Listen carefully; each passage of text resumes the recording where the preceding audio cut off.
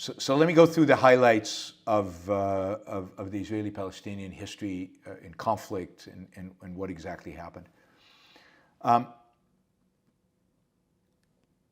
Starting in the late 19th century, small numbers of Jews in Europe, primarily Eastern Europe to begin with, as a consequence of the pogroms in Russia and Ukraine and other parts of Eastern Europe, Jews in Eastern Europe were looking for an out, and a certain number of them, primarily Jews who were socialist and tended to be on the left, chose to start emigrating to Palestine. Palestine at the time was occupied by the Turks. Let's be very clear here. There's never been a Palestine. The area that is today Israel was part of the Roman Empire. It then became part of the Byzantine Empire. It was occupied by the Byzantine. It was dominated by Christians during this period. Almost all the wealthy families in this region in the Middle East became Christian as a consequence of Rome's, Constantine's conversion to Christianity, Rome's embrace of Christianity as its national religion, and then most of them converted to Islam when Muslim conquered this area and took it over. Started in the, I guess, the 7th century. And since then, it has been dominated by a variety of different Islamic empires, where parts of Israel, what today is Israel, were occupied by the Egyptians. There were periods in which it was occupied by the first Islamic empire was based in Damascus, I think, and they ruled. And then the next Islamic empire was based in Iraq. After that, the Islamic empires were fragmented. But starting in the 16th century, basically the Turks who had emigrated into this area and occupied, talk about occupation, talk about colonization. I wonder why the anti-colonials don't attack Turkey for colonizing. The Asia Minor, for colonizing the area that is Turkey. I mean, it was basically a Turkish tribe. Turkish tribe means a tribe from Central Asia, not far from where Mongolia is, where Turkmenistan is today. That's where the Turks are still dominant, in Turkmenistan. So the Turks moved into this area, dominated this area, and ultimately created the Ottoman Empire. And again, think about that. Think about the fact that the real colonizers of the Middle East were the Turks, and nobody talks about Turkey as a colonizing power, a colonizing entity. Why? Because it happened 600 years ago. Is it a matter of when you colonized? If you colonized in the distant past, it's okay, but in modern past, it's not okay. When do you recognize native populations? When do you discard them? When does everybody become part of the colony? It's all irrational. The whole anti-colonial movement is an irrational movement that can't define itself, right? Anyway, and I'm starting way earlier than I intended to, but the reality is that in the 19th century, for hundreds of years, the territory that is Israel today was a part of the Ottoman Empire, and the part that is Israel today was always part of an empire. The last state that existed in this area was a Jewish state that had rebelled against the Roman Empire and survived until the Romans crushed it in, I think it's 70 AD, destroyed the Jewish temple, and basically took all the Jews who lived in this area and spread them around the Roman Empire. This is part of how Rome diffused local ethnic challenges, as they took those ethnic communities and separated them from their land and diffused them all over the empire, thus not allowing them to coalesce around an opposition and a rebellion. So the last state that existed in what is today Israel was a Jewish state. That resulted from the rebellion against the Romans, and that rebellion was crushed in 70 AD. From 70 AD until, and the Jews were not asked to leave, they were forced to leave. If you go if you go to the Arc de Triomphe, which, the triumphal arc, the Roman arc, where they have there are arcs like this where they've edged the story, you can see Jewish slaves, Jewish captives being brought to Rome after the rebellion was crushed in 70 AD. And look, that was Rome. So that territory was occupied by empires. There was no state. So there is no such thing as an ancient Palestinian state. There is no such thing as an ancient Arab state. There were never any Arab states. They were always, throughout history, parts of various empires. And that's a reality in much of Europe. A lot of the states that exist in Europe, there were no such states historically. They were always parts of empires. Anyway, Israel in the 19th century was sparsely populated. There were a lot of swamps. Half of Israel to this day is desert. And it was not very habitable. It was not great land because of the swamps, because of the heat, the humidity. The coast where Tel Aviv is today was just sand.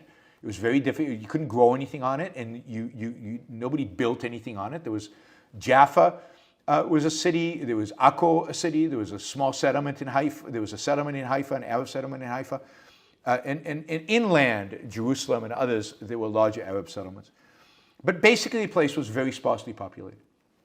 So in the late 19th century, when Jews decided they had to leave Europe, some of them went to America, and some of them my ancestors went to South Africa, although at least two of my ancestors went to South Africa through what was then Palestine.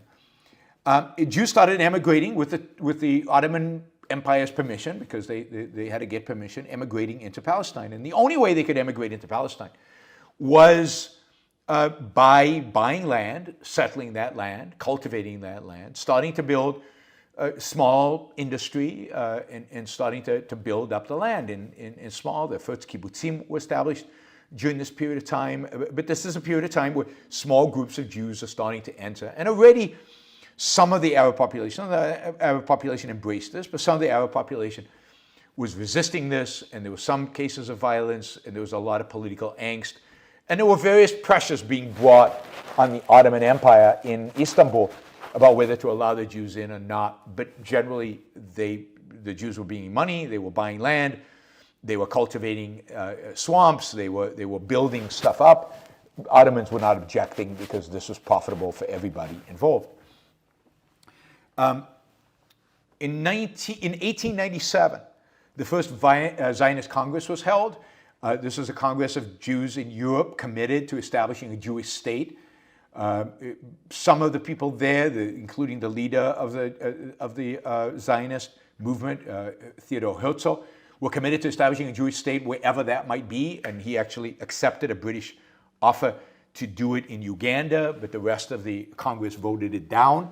So they basically committed to establishing a Jewish state in Palestine, which was, again, relatively lightly populated.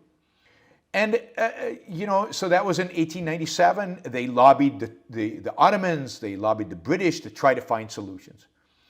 During World War I, it became the Ottoman Empire, for those of you who don't know, the Ottoman Empire sided with the Axis powers, with basically Germany. And as a consequence, it became an enemy of the British, an enemy of the United States. And the British, as part of World War I, which was not only fought in Europe, but it was also fought in the Middle East, basically the British conquered all of the Ottoman Empire in the Middle East. They ultimately occupied Turkey. They took over Iraq and Saudi Arabia, and if you've watched Lawrence of Arabia, you know some of this. And they occupied all this territory, and they were in constant negotiations with the different families, the different tribes, the different elements.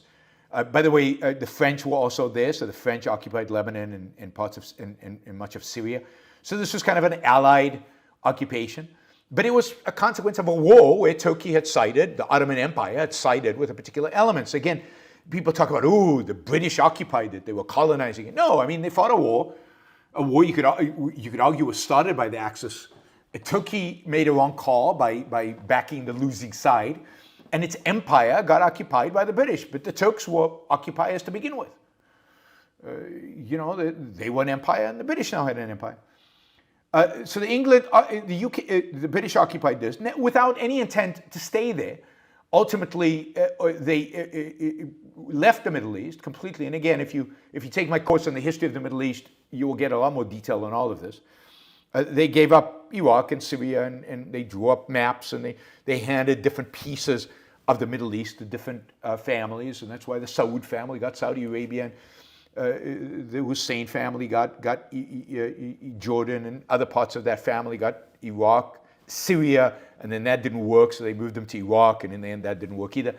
But the British just divvied up the Middle East into different families, different tribes, different peoples, and they created modern national entities, which never existed. There was never Saudi Arabia, not really. There was certainly never a Jordan or an Iraq or Syria or Lebanon, as the British were divvying it up. And in 1917, the British declared that when they fully occupied the Middle East, they would actually allow the Jews to form a state in what is today Israel and Jordan. Over the years afterwards, as British occupied this territory, they said, well, that's a lot of space, and there were a lot of Arabs here. They eliminated Jordan from it, and then they said, well, maybe we need to have two states here because there are Palestinians here. When the British took over from the Ottomans, more Jewish immigrants continued to come in, and there were waves of Jewish immigrants. At some point, the British became weary of this and made it very difficult for Jews to come in to Palestine. When the Nazis came to power, Jews who were trying to escape the Nazis could no longer go to the United States. The United States, starting in the 1920s, early 20s, was blocked to Jewish immigration, or to immigration generally, into the United States. So many of them tried to come to Palestine. As part of this, the Jews created the city of Tel Aviv. On those sand dunes, they created Tel Aviv. And now they were really starting to build factories, utility companies. They were drying vast quantities swamps. They were going into the desert and actually figuring out how to cultivate the desert. They built up a real civilization. In the 1930s in Israel, there was a Palestinian, what was called the Orchestra of Palestine, which was an orchestra in Tel Aviv, which had some of the best musicians in the world, people who were escaping the Nazis from Europe and coming to British-occupied Palestine, and created an orchestra. They created civilization. They respected property rights. They bought up property. I mean, the British wouldn't let them just steal property. They bought property. The Rothschilds from Europe, the rich Jewish banker family, spent a lot of money buying land in Israel and giving it to settlers, allowing kibbutzim and other kind of settlements to be formed. Jews settled, created Tel Aviv. There was nothing in Tel Aviv, zero, it was just sand. But they also settled in Jerusalem, settled in the south in the desert. They settled in Haifa. They settled in Galilee. They settled all over around the Sea of Galilee. They settled all over this river, and everywhere they went. And they built, they created, they made. They were productive. As a consequence, the economy of this part of the world thrived during this period. And as a consequence of that, there were a lot of jobs available. And as a consequence of that, many Arabs from Lebanon, from Syria, from Jordan, even from Egypt, and maybe from even further away, moved into Palestine. A lot of the Palestinians who today call themselves Palestinians, now I don't really care about this, but a few generations back were immigrants into this place, which is cool. I'm all for that. I have no problem with it. But it's just historically important to note that the Jews came in and didn't steal people's property.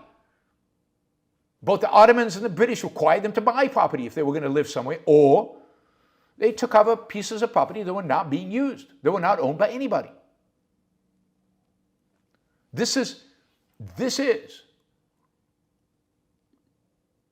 reality nobody out there wants to actually acknowledge. Jews were the productive element here. Now, I'm not saying the Arabs were not. Some Arabs were. Some were not. But many of the Arabs came in and became laborers in the factories, in the fields, small business owners, contractors, because of the economic activity in Israel, drew them in. Throughout this period, under the British mandate, so Britain was granted a mandate by the League of Nations and then the United Nations to occupy this territory in the Middle East and ultimately to hand it over to the people living there.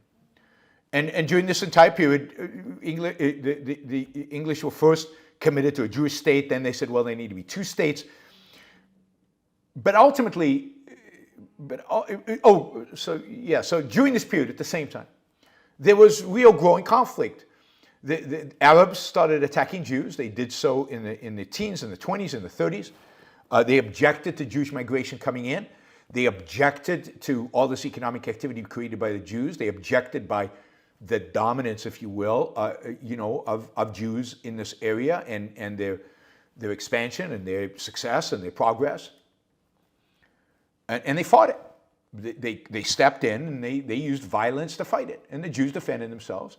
During this period in Israel, 3 military organizations, you might even argue one of them or 2 of them were terrorist organizations, were founded, both to protect Jews because they felt like the English were not protecting them, to protect Jews against the Arabs, and then to drive the British out. So there was a huge emphasis starting certainly in the late 30s and then in the 40s, particularly with what was going on in Europe and the Nazis and the Holocaust, with getting the British out of this so that the Jewish population can form a state. And the intent originally was to form one state with Jews and Arabs all there. But obviously, the British didn't believe this was tenable. And ultimately, the British took it to the United Nations and said, you solve this problem. In, I think, November 1947, the United Nations met, the Security Council of the United Nations met, right? And they decided a two-state solution was the answer. Jordan was already a state, and now the idea was to split Israel into 2 states, a Palestinian state, an Arab state, and a Jewish state. The Jewish state was kind of split into 3 with tiny little corridors connecting it. It was not a particularly viable solution. It was going to mean big population moves. Some Arabs would have to move from the Jewish state to an Arab state. Some Jews would have to move from the Arab state to the Jewish state if you wanted to do ethnic cleansing, which I think the UN expected would happen. But the reality of the situation was that in 1947, in November 1947, the people running, all the Jewish organizations and the population more broadly accepted that. They said, yes, we'll take it. We'll take whatever you can give us. We've been waiting for, in a sense, a Jewish state for 2,000 years. We'll take what you give us.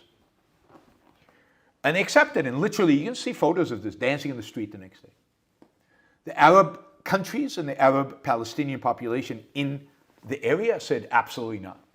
There will never be a Jewish state in this area. We will kill them. We will drive them to sea. We will slaughter every single one of them. And that's explicitly what they said. Again, the historical documents are unequivocal. And the next day, fighting began. And fighting continued until May of 1948, when the British basically said, you know what, we can't handle this situation. We're losing people. We can't fulfill what the UN wanted. We can't establish 2 states here. There is a war going on all around us. We're leaving. We're just leaving. And they did. They left in May of 1948. Israel, on the day the mandate ended, on the day the British left, declared the independence of a Jewish state. That same day, the armies of 7 different Arab countries invaded. Not to establish a Palestinian state. No Arab nation had any intent to establish a Palestinian state. They all wanted a piece of it. Jordan wanted Jerusalem. The Egyptians wanted the Sinai. They wanted the desert areas, which were very strategic to them. They wanted to control the entire Red Sea. The Iraqis just sent troops to kill, just because they wanted the elimination of Jews from the Middle East. The Syrians wanted northern Israel. They wanted the Galilee. The Lebanese wanted a piece of the Galilee. They basically all wanted a peace. Nobody cared about the Palestinians. Israel fought them off. It fought them off and actually expanded its territory from what the UN had promised and established a state in that territory. And really,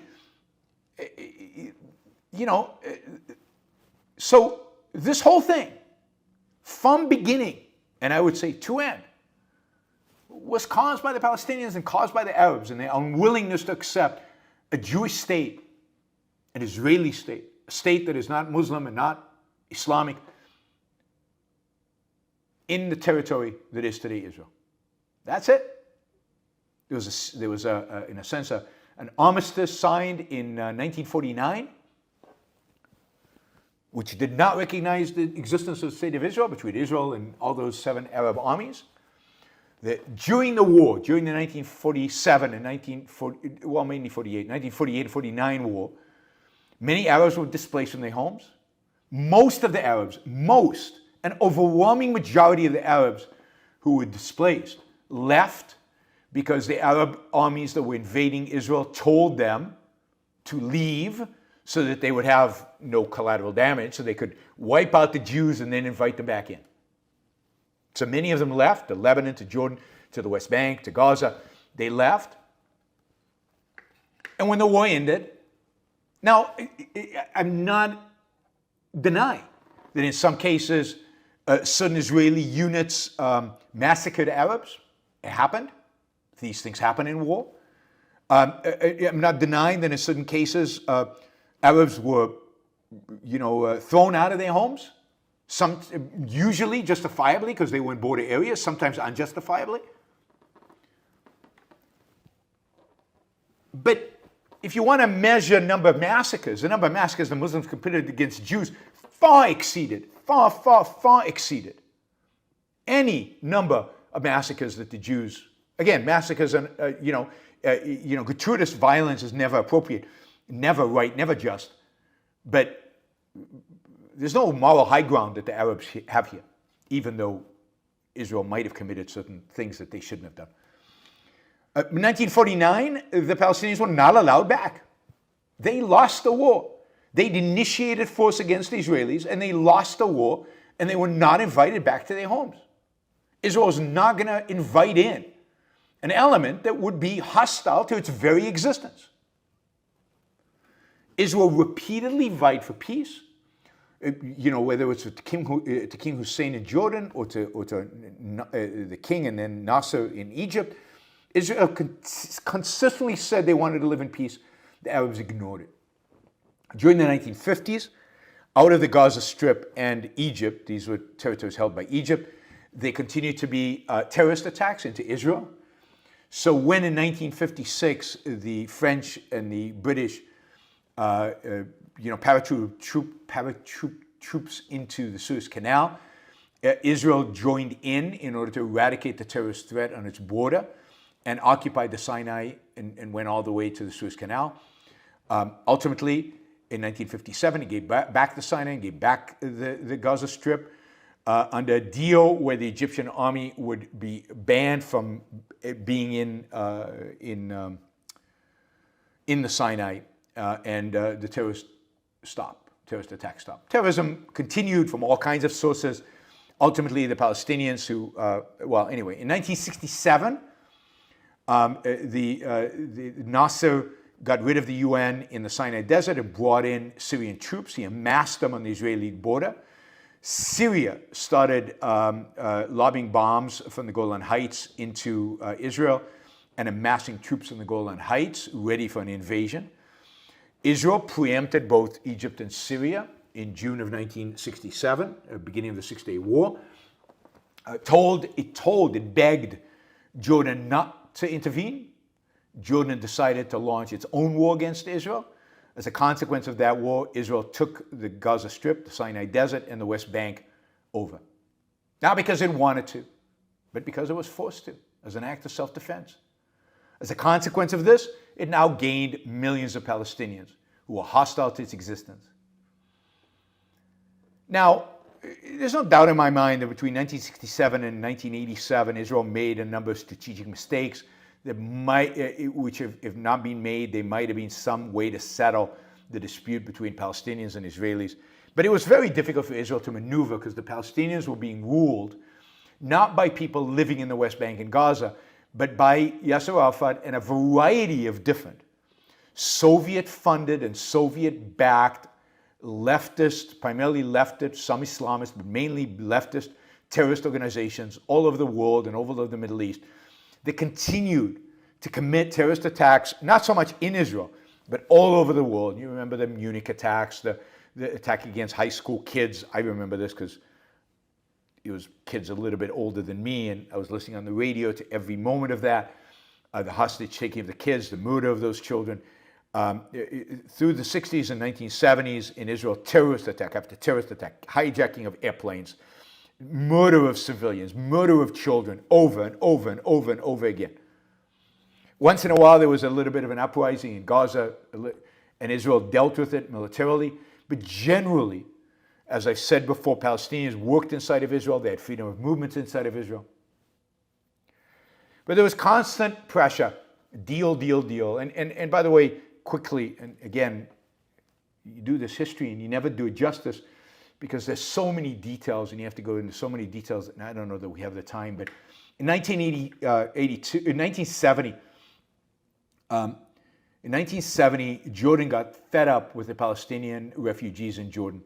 They were creating havoc, they were committing terrorist attacks, they were threatening the Jordanian monarchy, they were threatening the rule of law in Jordan, and Jordan basically launched a war against the Palestinians inside Jordan. And as a consequence of that, they kicked all the Palestinians out of Jordan. See, nobody has wanted these Palestinians, certainly none of the Arab countries have wanted them. Those Palestinians moved to Lebanon, and they settled primarily in Beirut, but all over Lebanon, in refugee camps around Lebanon.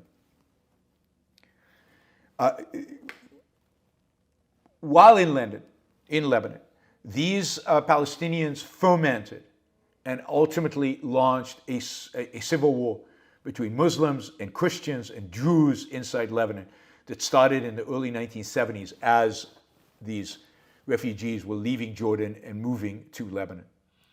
Lebanon couldn't kick them out. They didn't have the military force to do it. They were backed by the Shiites, which today have become Hezbollah. And that civil war erupted at the same time.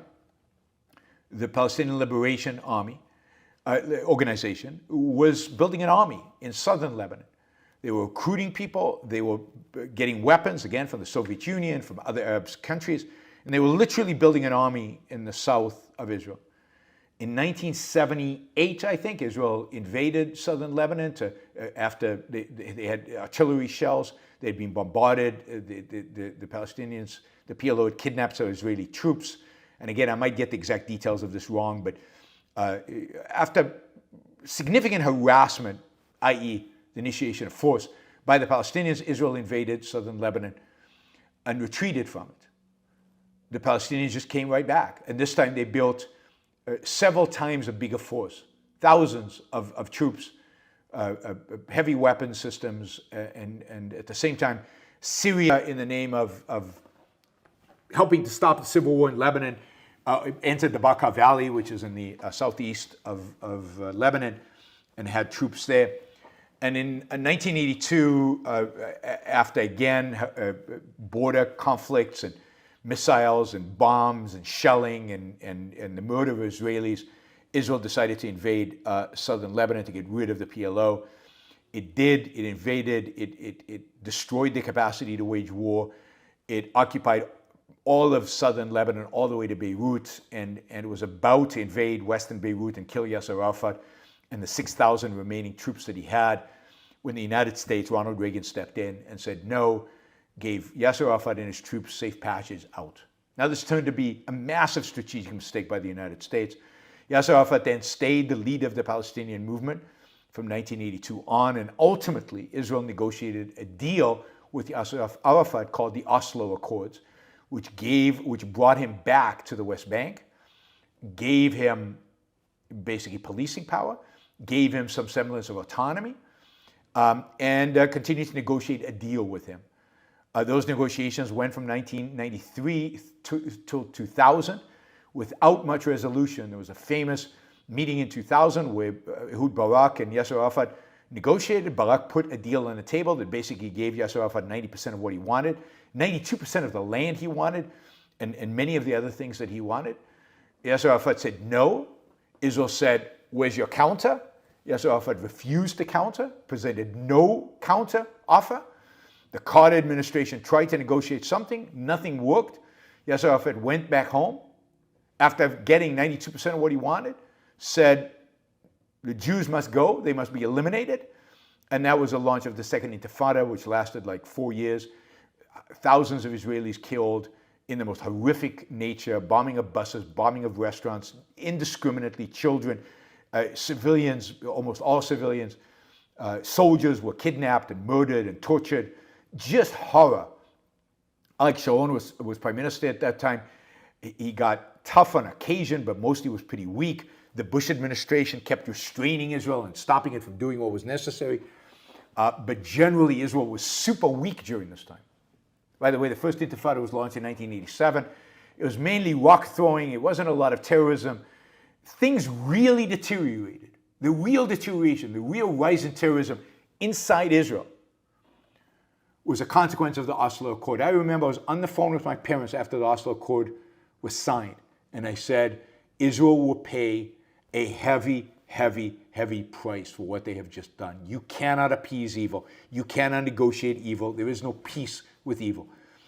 And sadly, I was right. Sadly, I was right. I wish I'd recorded that phone call because it would have been interesting. They were like, no, no, it's peace. This is great. Yeah.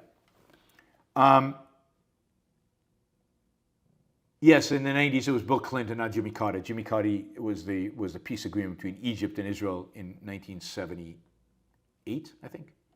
78 or 9. And that's, since then, there have been several wars in Gaza under Bibi Netanyahu as prime minister that Israel's bombed, gone in a little bit, done nothing. They rearmed themselves. Same thing in Lebanon. There was a big war in 2006. There have been other skirmishes since then. Nothing substantive has been done to eliminate Hamas or Hezbollah. And what we're experiencing today is that. Now, this is not a story about tit for tat. This is not a story about evil occupiers. This is not a story about, well, the Palestinians have something there. This is overwhelmingly a story. And I know this sounds Pollyannish, but this is overwhelmingly a story about Jews coming, settling, civilizing, building, industrializing, creating, making a country, making a state. They made a state. They created a state by building it, by creating, by being productive, and by making it democratic and making it relatively free, relatively right respecting. In the same sense as any government in the West is right respecting. And a population, a native population, that partially is native because they came because of all the economic activity. A native population that is murderous, hostile, resentful, refuses to accept the Jews can live in this place, refuses to accept what they built and what they created. And since then, again, Israel's done things wrong, primarily missed opportunities, and primarily being too weak, not being tough enough with the Palestinians. Israel's been at war with the Palestinians since 1987, but certainly since the Second Intifada. It refuses to win that war. It refuses to bring the Palestinians to their knees or to defeat. And as a consequence, the Palestinians keep rising back. And the latest thing from Hamas, the latest horror from Hamas, is just them rising up again, expecting a meek, shallow response from the Israelis, and everything will go back to normal, and then they'll rise up again. And it just